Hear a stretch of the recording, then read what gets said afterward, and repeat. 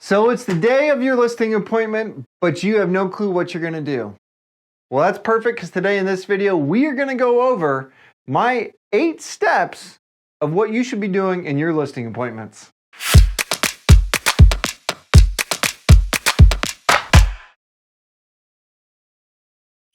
What's going on, everybody? Kyle Powers here with the Motivated Agent at eXp Realty. First off, thank you so much for checking out our channel. If you are looking for tips, tricks, ideas, things that we can do to help you grow your business, this is the channel for you. So go ahead and hit that subscribe button. Go and hit that little bell so you get notified of any future content, and give us that like because it helps us grow the channel. Today we are covering the 8 steps of what I do and in my listing appointments and what you should be doing as well to help you get those listings every single time. So starting right off the bat, let's start in your car.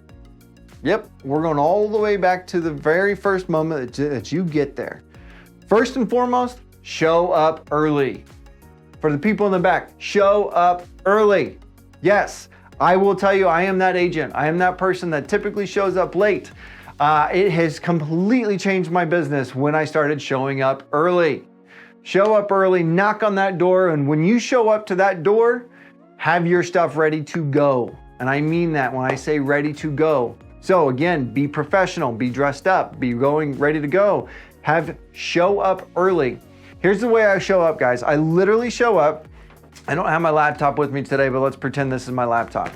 I literally have my laptop, my listing folder, which if you have questions about that one, check out one of my other videos, my tablet that I work with, and I have my phone literally sitting just like this. And then I'll hold my lockbox either in this hand or in this hand, and I will hold it ready to go under my arm, ready to roll. Knock on the door, and when they answer the door, you go in. Be professional, you guys. Be professional, be courteous, be ready to go, okay? And what I mean by that is be courteous. What I'm meaning is have that conversation. Do you want your shoes? Do you mind if shoes come off or shoes on? What do you prefer? Ask it. It's a simple question. Do you want people traipsing mud, whether you have mud on your shoes or not? Do you want people traipsing mud through your house? No. And I'll tell you, I've started asking this question. It is literally a 5-second deal where it's a 50-50 split of yes, I want them off, or no, I don't. I don't care. Ask the question though, because here's what's going to happen is that other agent that's behind you or in front of you, they didn't ask. So they don't think about the fact of knowing what to handle, or they don't think about how professional you are, what that looks like in that sense of it. So with your packet of stuff, you ask them, shoes on or off, obviously do what they ask. Then the next question you ask, you go in and you say, do you mind if we put this at a kitchen table or counter, wherever we're gonna be sitting so we can go through all this stuff once we're done? And they're gonna say, once we're done, well, yeah, we want a home tour, get everything looked at, kind of show me what you've done to the house, what you've improved, what you liked about the house, because more than likely, the person that is gonna buy this house is gonna like the house for the same reasons that you did as well. They're like, oh, okay. Side point, go to a table. Go to a table, go to a countertop, I don't care where it is, go to a hard surface to where you can set your stuff down. Drop it there, typically it's in the kitchen. Do not go to the couch. Do not go to a recliner. Do not go to that stuff. Obviously be smart. If they don't have any kitchen table or anything like that, be diligent where you want to be at. But you want to be there because you don't want to be you don't want to be working on your abs and you're talking to the seller on this side and you turn this way and talk to Mrs. Seller on this side and you're just doing this the whole time and you're getting an ab workout while you're doing a listing appointment. Get across the table from them, set yourself up for success in that sense of it, and get there. Then, once you're at that point of it, so we're still on number 1, we are doing our home tour, okay? Have them give you a tour of the house. Have them show you what they've done, because they're gonna be proud of it, and they should be, more than likely. Most people should be. But they're gonna be proud of it. They want you to know about it. They wanna go through it. This is very important. During your home tour, ask questions about them. Let me repeat that. Ask about them. Again, I'm sorry to tell you, I know as real estate agents, we are very conceited. Nobody gives a shit about you. No one cares about your family. No one cares about your kids. They don't care about that stuff. If you see rodeo stuff on the wall, ask them about the rodeo and what they do, how they like it. If you see whatever it is, Ask questions. You're trying to find that common ground. Is it golf? Is it football? Is it your sports team? Is it whatever it is? Ask about that stuff, and you don't get those answers to be on that common ground without asking those questions. So figure out what that is as you're going through, read the room, know what they're looking at, know what their interests are, know what their hobbies are. Again, I went over this in one of my last videos, but talk about Ford, family, occupation, recreation, and dreams. So Ford, go with that. Figure that out. Get those questions out. Ask those questions. Right now, it is literally all about them. Even if they like racquetball, I don't know. Oh yeah, I love racquetball. I played racquetball when I was in college. I was the top person in my college, blah, blah, blah, blah, blah. No one cares. No one cares. Ask about racquetball. Ask about how often they play. Ask about them and what their experience is with it. Ask about those things, but no one gives a shit about you right now. Nobody. And I know that's hard for some of us to hear. Trust me, it is for me as well. But no one cares. So, number one is be professional, get in that home tour. Okay, so that's the big one, because that is a very key piece to all of it, because that's when they start to build that relationship with you. Right now, the guard is down because we're not talking business. We're not talking about things that way. So this is when you're building rapport with that seller. Number two, next step of the process, go through your PowerPoint. So one thing that I do a lot of, and again, I told you I have a tablet. I have my tablet and I have a PowerPoint on here. Whether it's an iPad, whether it's a Windows tablet, whatever it is, have that PowerPoint ready to go. Number one, know that PowerPoint like the back of your hand, okay? Know it, because regardless, it is technology, it will fail you. I promise you that. So know it, be able to do that PowerPoint without the PowerPoint. I've done that, I've ran into that a couple times myself, but know that PowerPoint, and this is when you get to talk about yourself. So, after you've done your home tour, you go back to the table because that's where your stuff is. You sit down with that seller and you start going through that piece of it. Asking questions, getting your thing up and running, ask some questions about it, about the house, about the neighbor, whatever you want to. Just keep that small talk going. Be good at small talk. But that PowerPoint, getting that PowerPoint up and running, once you get then it's business mode. Then it's ready to go. So you start talking about what you can do for them, what marketing you do, all of that stuff. And if you have questions about the PowerPoint, my listing presentation, all that stuff, reach out. I've got it all for you. I'm more than happy to share it with you. I can give you the editable version, get you taken care of, get you running on that end of it. So if you have questions on it, I'm more than happy to send it to you via email. But just reach out, see what we can do to get you helped out. But keep moving on. The PowerPoint is such a huge, huge, huge tool. Most people are going to show up with a couple of pieces of paper and be like, I got some comparables for you. No, don't ever do that. Don't ever do that. That's not going to get you to win a listing appointment. And I'm sorry that if you've gotten that and that's what you're at, you're not doing it right. I'm sorry. These people are paying you thousands and thousands and thousands of dollars. Give them the professional level of service that they deserve. I don't care if it's a $100,000 house or $1 million house. Give them the professional service that they deserve. Don't show up with this crappy attitude, wearing cutoffs and all this other stuff. Show up, be professional, know what you're doing, know your shit, and get it done. Okay? Do this. I'm telling you, you will win so many listing appointments just by showing yourself that you are presentable and professional. So, number two is a listing in PowerPoint and making sure you know that thing and going through it line by line, making sure you know that one is. If you have any questions or you're curious about anything else, check out my other video about going over the listing presentation. Number three, set the tone. That's right, set the tone. You want them to know that you are a professional. They know that they're going to be in good hands. Okay? Case in point, just being able to sit there and confidently speak to them about the PowerPoint. So your PowerPoint listing or presentation's over. They're going, okay, well, what about the price? Well, here's what I've got. This is what I'm thinking. And we go through the whole thing, what all that looks like. Set that tone, making sure that they know that they are in charge. One, yes, you heard me, they are in charge.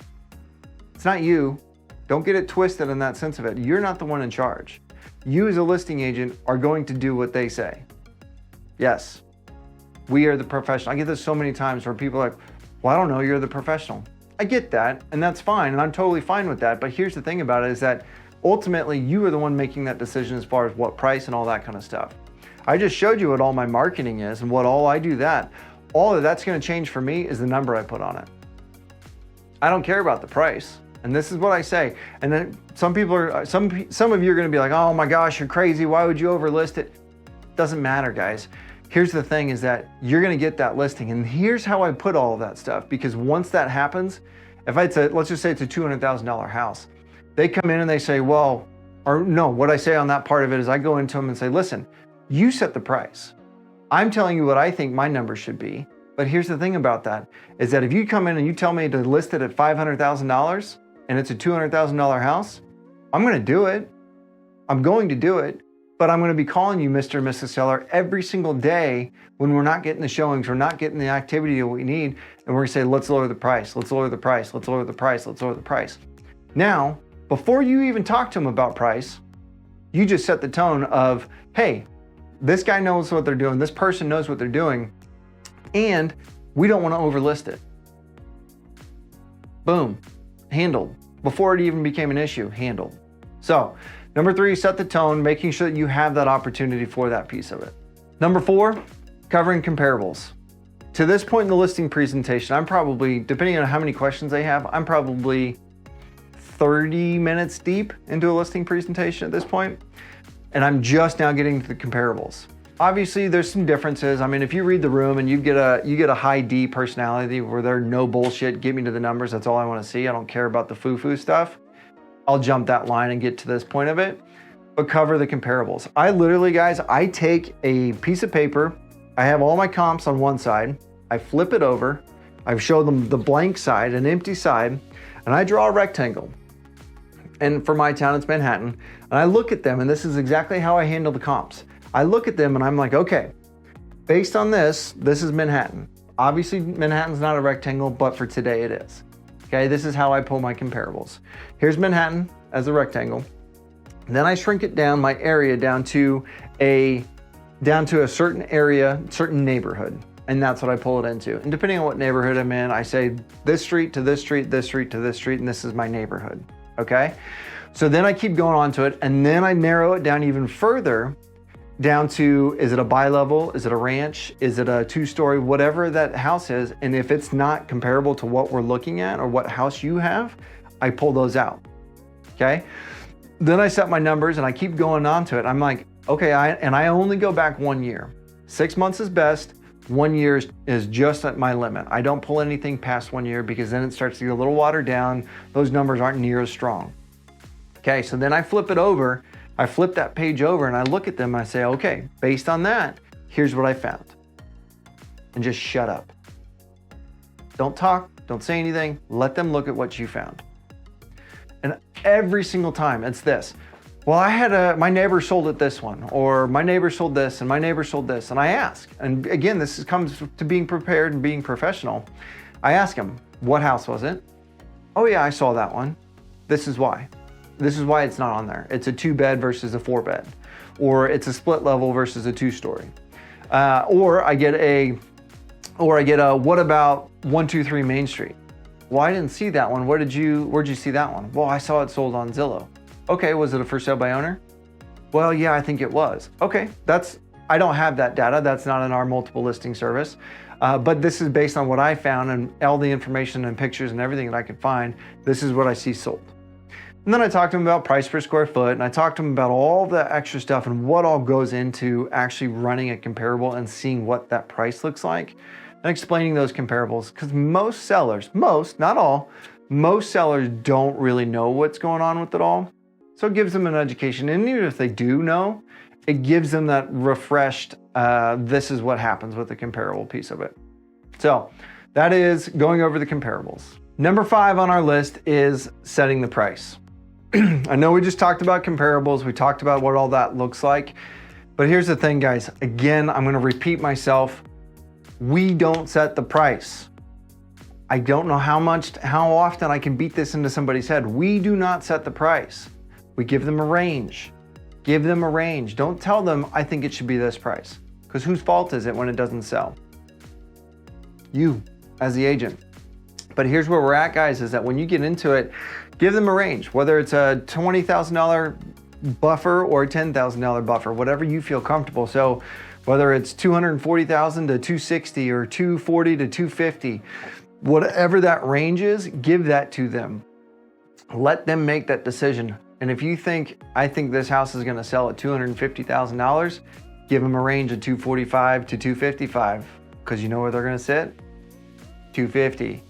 They're gonna come right in the middle. It always happens that way, it always does. So, but give them a range and set them up. Set them up, not necessarily set them up for failure or anything that way, but set them up for the expectation of, hey, here's the thing. I'm reading the market as best that I can, and if we don't get the showings, if we don't get the activity that we want to say, and I'm doing the things that I'm supposed to do, doing my marketing that we just talked about, doing my mailers, doing my cold calls, doing all of that stuff that I just told you I would do, and we're not getting an average of 3 to 5 showings a week, yes, that's 3 to 5 showings a week, then we need to adjust. It's that simple. And it's that simple to go in there and make that adjustment, and we get that activity moving again. And again, you make that decision. I'm gonna come to you and say, hey, I think we should look at the price adjustment and what that looks like, but you make that decision, not me. And what you've done right there is now, I know in this market it probably isn't this way, but now in the market from 7 years ago, 5 years, 6 years ago, whatever that was, those adjustment conversations are so incredibly easy to have. It's just hey, we're not getting 3 to 5 showings a week. I think we should adjust a little bit. Even if it's $2,000, $5,000, whatever that is, we need to make an adjustment because we need to get some more activity going. And you just keep moving. It's not a price reduction. Don't call it a price reduction because that's bad connotation in their heads. It's an adjustment. We adjust. An adjustment means you can go up, you could go down. Typically you don't go up, but hey, you know what? If they've done improvements and stuff, go up. I've seen it so many times, and even in this market where it doesn't sell, they, instead of going down with the price, they go up and then they drop it back down because it refreshes it on the MLS and it sells at the price it was at 6 weeks prior. So having that conversation up front, setting that expectation and letting them know like, hey, we need to be seeing 3 to 5 showings a week, because you know what's gonna happen in the back of their mind, they're gonna be like, oh, well, I'm not getting showings. Why am I not getting showings? And if you can sit there and show them like, hey, I've done this, I've done this, I've done this, I've done this, I've done this, they're gonna say, okay, well, maybe our price is too high. They're gonna suggest that, not you. And it's such an easy conversation for you to have at that point in time. Number 6 on our list, again, I have all this stuff with me. Number 6 on our list is having the time to go over the estimated cost sheets. So many times, nobody knows what they're getting. Nobody thinks what they're getting. I have an estimated cost sheet that I go over every single time. Whether you're charging 5%, 6%, 10%, I don't care what it is. Whatever that is, going over that estimated cost sheet, they're gonna know. They're gonna know what to expect. They're gonna know what fees you're looking at. They're gonna know all of that stuff. So then it's not a surprise for them. And the biggest thing that I've found in the public size anyway, the biggest thing that I've found is that nobody understands how real estate agents get paid, okay? So when someone says, hey, I'm gonna charge you 6%, they think that I'm getting 6% when it's not the case as a listing agent. It's not the case. So the way I handle that, it goes like this. You know, and I charge 6%, but again, that gets split 4 different ways. What do you mean 4 different ways? Well, it gets split 4 different ways. It goes to my broker, it goes to the buyer's agent's broker, then it goes to the buyer's agent, and then I get paid. That's what I get paid. So it gets split up 4 different ways. So I don't get all of that money. Because so many times people get so bent out of shape that realtors make so much money, blah, blah, blah, blah, blah, because that's the only number that they're looking at. They're not thinking about all the costs that go up front. They're not thinking about all of that stuff. So have that conversation with them. Have that conversation with your sellers and be like, oh, okay, well, that makes sense. And they totally get it. Then that 6% isn't such a daunting number because they know that you're not getting all of it. We can talk about commission splits and stuff different later on, but if you have any questions on that, definitely reach out. I can give you my take on that part of it. But again, every market's different. Every agent's different. That's the beauty of what we do. You can charge 2% or you can charge 20%. It's totally up to you. So, but going over that estimated cost sheet lets them know that 1, you're professional, 2, you know what you're doing, And 3, it goes into the conversation with eyes wide open. You get so much less objections on things when you talk about the transaction fees, you talk about the closing fees, all of that stuff and what that looks like. So many less or lower objections on it when you go over all up front. And again, that's what we're trying to do. We're trying to get them to that finish line. Number 7, probably one of my favorite ways or favorite things to do on step 7, assume the close. You heard me. It's not pressuring. I promise you it's not pressuring. What you're doing is in your folder that you've got. In your folder, you've got the listing agreement, you've got the Breda, you've got everything that you need to sign that agreement today. So what I do at that point in time is I ask them, when I finish all of that stuff, I ask them, how's that sound to you? How's that look to you? Do you have any questions for me? Answer any questions they may have, and then go right into it. And then just say, well, I've got the listing agreement, I've got everything. All I really need to do is schedule out my photographer and I'll get you taken care of. Does Monday or Tuesday work? Then keep going. All right, I've got the paperwork here. The last thing I really need before I get out of here is I just need to get the paperwork going and we can get this thing up in less than 24 hours. You guys ready to go? If you can sign here, sign here, sign here. And start with the little stuff. Start with the non-binding things first. Those are like the Breda disclosures, things like that. And then work your way down to the listing agreement and things that way. If they stop you on signing the documents, well, no, we have one more agent. We have some things there. That's fine. That is totally fine. Do not push it. Do not be pressured. Do not pressure them into anything because you will lose that listing 100% of the time. But if you go in and just move forward and say, all right, this is the sale we're going through, like I'm handling this listing for you guys to take care of you. Do you have any objections? More times than not, they're going to just keep moving forward and they're going to be ready to go with it. Most people, they need to know you, like you, trust you in order to do business with you. Hopefully at that point in time, they know you. At this point in time, hopefully they like you.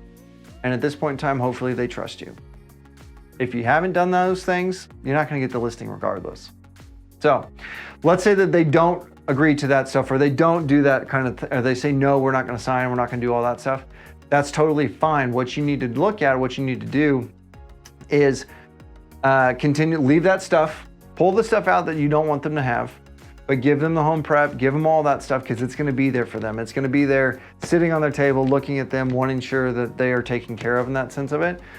But leave it with them so that way they've got it. Then number eight, follow up. God damn it, follow up. If I can tell you anything, I have won so many listing appointments and buyer appointments and everybody else in between because of follow up. Call, text, email, get a hold of these people, making sure that they know that you're there. Making sure that they know that they're in good hands. I don't care if you got the listing signed that day, or I don't care if you're looking to still trying to sign that listing. Follow up. Don't be pressuring. That will lose you an appointment 1,000 times over. Don't pressure anybody, but follow up. And just literally go call them up. Hey, this is Kyle Powers, just checking in. Want to see how things are going. I just did it today. I just shot it. It was a text.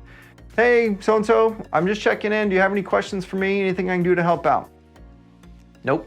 Nope, we're just still working away, trying to get it. All right, no worries. Let me know if you need anything. Done, easy, checkmate, it's over.